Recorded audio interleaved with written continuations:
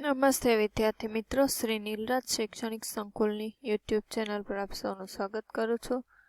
આજે ધોરણ 10માં આપણે પ્રકરણ નંબર 9 ગણિત વિષયમાં એનો સ્વાધ્યાય 9.1નો દાખલો બીજો જોવાનો છે કે વાવાઝોડાના કારણે એક ઝાડ એવી રીતે ભાંગીને વળી જાય છે જેથી તેની ટોચ જમીન સાથે 30નો આપણે લઈએ કે આ AB શું છે? ઝાડ છે. વાવાઝોડાના કારણે એની ટોચ આ BC હે ક્યાં તો કે આ BA થી ભાંગીને આમ વળી જાય છે, જમીનને અહીંયા સ્પર્શે છે, અહીંયાથી આ સ્પર્શે છે, તો આને C ને બદલે આપણે C ડેશ ટોચને અહીંયા નામ આપી દઈએ. હવે શું કીધું? જમીન સાથે 30નો એટલે આ 30નો ખૂણો બનાવે. હવે ઝાડની ટોચ અને થડ વચ્ચેનું અંતર કેટલું છે? આ 8 મીટર. તો એમ કીધું ઝાડની ઊંચાઈ, એટલે આ આખું માપ તમારું ઊંચાઈ શોધવાની. તો પહેલાં આટલું માપ અને આ માપ બે શોધશો. શું કામ આની જરૂર પડે? કારણ કે આને આમ ઊભું કરશો એટલે આ ઝાડનું માપ BC થઈ જશે, આ જે મળ્યું તે. તો આ શું થયું? ખૂણાની સામેની બાજુ. સામેની બાજુવાળું સૂત્ર tan ને cot 2 છે. અહીંયા tan 30નું મૂકીએ તો એની કિંમત 1/3. સામેની બાજુ AB છેદમાં પાસેની તો આપી છે BC ડેશ 8. AB કરતા કરશો અંશમાં જતું રહેશે, એટલે 8/3. આ AB નું માપ મળ્યું. હવે તમારે BC ડેશ શોધવું છે, તો અહીંયા 30 છે તો તમે કોસ વાળું, સાઇન, કોસેક અને સેક ચારમાં કોઈ પણ યુઝ તમે કરી શકો. તમે સાઇન વાળું મૂકશો તો સાઇન 30ની કિંમત 1/2 છે. સામેની બાજુ 8/3 અને પાસેની કઈ છે? BC કર્ણ શું છે? BC dash. કર્ણ નાઈ કરતા કરશું તો અંશમાં આવી જશે. 2 છે એ સામેની સાઈડ અંશમાં, એટલે 2 * 16/3. હવે ઝાડ આખાની ઊંચાઈ AC છે. કોનો સરવાળો? તો કે AB પ્લસ BC.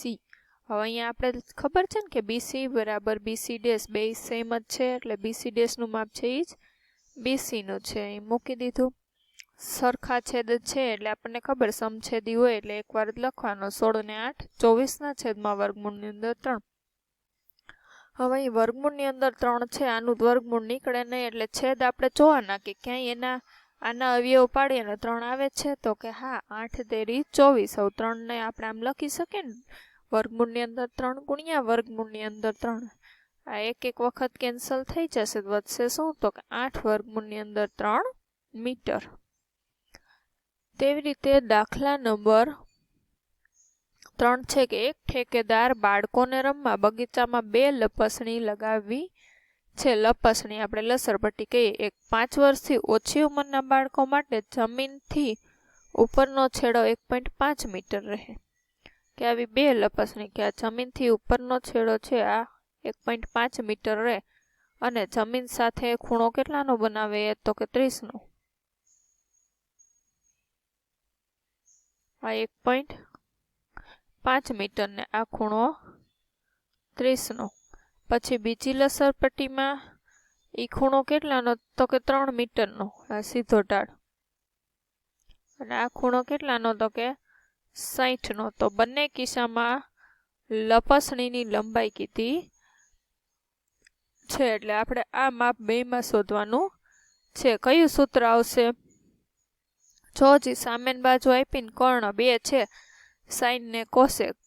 સાઇન 30 અને કોસેક 30 વાળું તમારે સૂત્ર મૂકી દેશો એટલે તમને કિંમત છે લપસણીની ઊંચાઈ છે તે મળી જશે. અહીંયા સાઇન 60.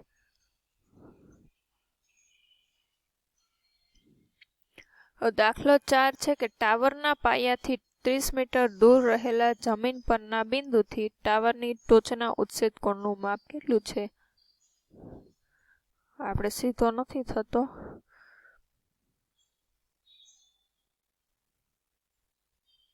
આ ટાવર લઈએ, આ AB. હવે 30 મીટર દૂર ઉત્સેદ કોણ માપ. આ ટાવર AB છે. ટાવરથી આ 30 મીટર દૂર આ જમીન પરનું બિંદુ છે આ C. ત્યાંથી એના ઉત્સેદ કોણ, તો ટાવરની ઊંચાઈ આ શોધવાની છે. તો જો હજી કયું પાસેની બાજુ છે અને સામેની, તો tan 30 વાળું સૂત્ર મૂકવાનું છે. અહીંયા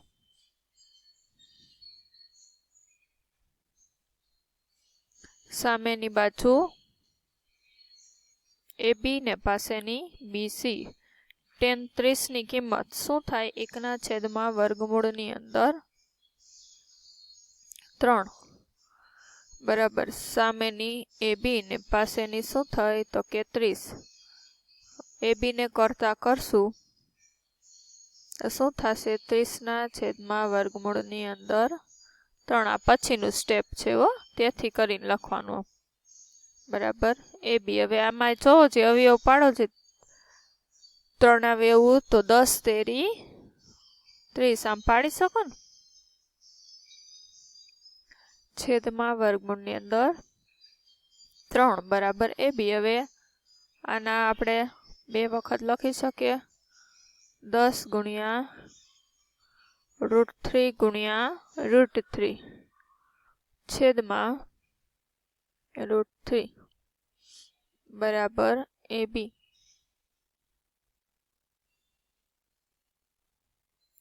દસ વર્ગમૂળની અંદર 3 મીટર AB નું માપ.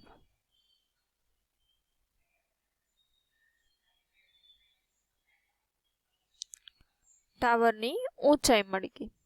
હવે 5મો દાખલો છે કે એક પતંગ જમીનથી 60 મીટરની ઊંચાઈ પર ઉડી રહી છે. કે આ પતંગ દોરો, આ જમીનથી એ પતંગ છે એ જમીનથી 60 મીટરની ઊંચાઈએ આ ઉડી રહી છે. હવે એમ કીધું કે આ પતંગની દોરીનો એક છેડો ક્ષણભર માટે જમીન પરના એક બિંદુ સાથે બાંધેલો છે. આમ એટલે છેડો તો આમ ત્રાસો જ હોય, સીધો તો હોય નહીં, આ બિંદુ સાથે. હવે જમીન સાથે એ દોરી છે એ કેટલાનો ખૂણો બનાવે છે? તો કે 60 અંશનો. એમ કીધું જો દોરીમાં કોઈ ઢીલ નથી એવું માનવામાં આવે, એટલે એકદમ ટાઈટ હોય તો આ દોરીની લંબાઈ આ શોધવાની છે. તો જો હજી 60 છે, આ કઈ થશે? સામેની બાજુના કર્ણવાળા 2 સૂત્ર છે ને, સામેની બાજુનું કર્ણ સાઈન અને એનો વ્યસ્ત કોષેક. તો જો હજી આપણે સાઈનનું સૂત્ર અહીંયા મૂકીએ કે સાઈન 60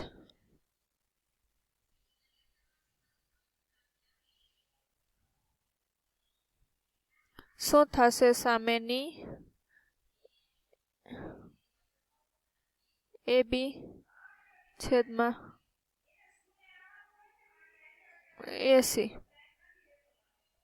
હવે સાઈન 60 ની કિંમત શું છે? તો કે 1/2 AB 60 અને AC શોધવાનું.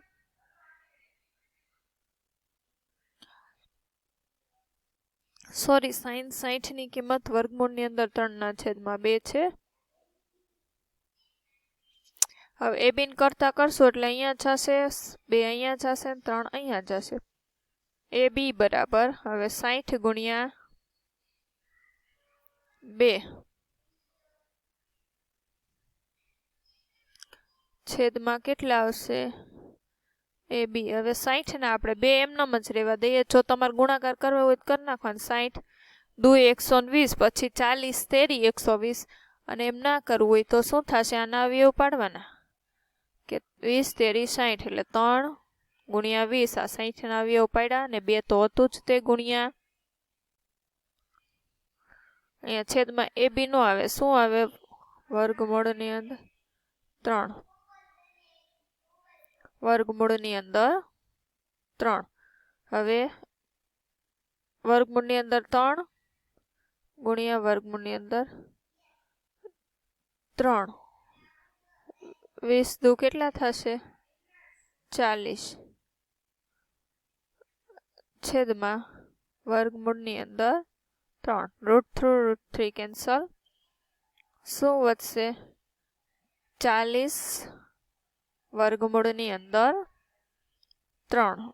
શું મળ્યું? તો કે દોરીની લંબાઈ. મીટર હોય તો મીટર, સેમી હોય તો સેમી.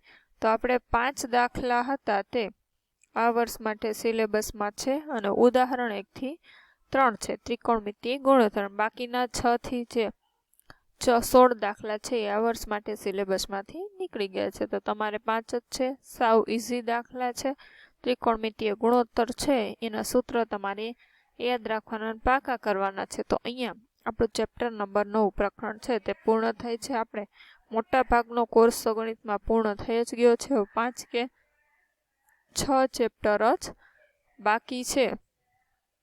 એટલે તો કે તમારે વ્યવસ્થિત હવે પરીક્ષાની તૈયારી કરવા માંડવાની છે. મોટા ભાગના જે હાર્ડ દાખલા છે એ બધા નીકળી જ ગયા છે. આમાં પણ જો સાવ ઇઝી જ છે. એટલે વ્યવસ્થિત જેટલું છે એ તમારે સારી રીતે તૈયાર કરવાનું છે. તો અહીંયા આજે ચેપ્ટર પૂરું થાય છે. જય હિન્દ, જય ભારત, અસ્તુ.